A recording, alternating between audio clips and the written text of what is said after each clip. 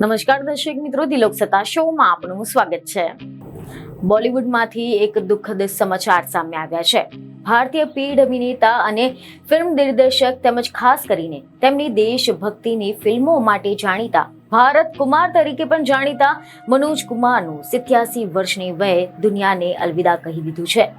તેમણે મુંબઈની કોકિલાબેન ધીરુભાઈ અંબાણી હોસ્પિટલમાં અંતિમ શ્વાસ લીધા છે।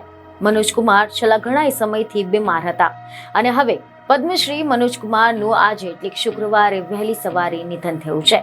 તેમની દેશભક્તિની ફિલ્મોએ દરેકના હૃદયમાં ખાસ સ્થાન બનાવી લીધું છે અને ભારત કુમારના હુલામણા નામથી ઓળખાતા મનોજ કુમારના આ સિનેમા જગતમાં અમૂલ્ય યોગદાન બદલ બોલિવૂડ હંમેશા તેમને યાદ રાખશે। તમે જણાવી દઈએ કે અહેવાલ એવા મળી રહ્યા છે કે મનોજ કુમારને ભારતીય સિનેમામાં તેમના યોગદાન બદલ વર્ષ 1992માં પદ્મશ્રી અને વર્ષ 2015માં દાદા સાહેબ ફાળકે એવોર્ડથી નવાજવામાં આવ્યા હતા। તેમની દેશભક્તિની ફિલ્મો ઉપરાંત તેઓ હરિયાલી ઓર રાસ્તા, હિમાલય કી ગોદ મેં, દો બદન, પથ્થર કે સનમ, નીલકમલ, ક્રાંતિ જેવી અનેક ફિલ્મોમાં અભિનય કર્યો હતો। આ ફિલ્મોએ ભારતીય સિનેમા જગતમાં ઇતિહાસ સર્જી નાખ્યો હતો। જો કે મનોજ કુમારનું સાચું નામ હરિકૃષ્ણ ગિરિસ્વામી હતું।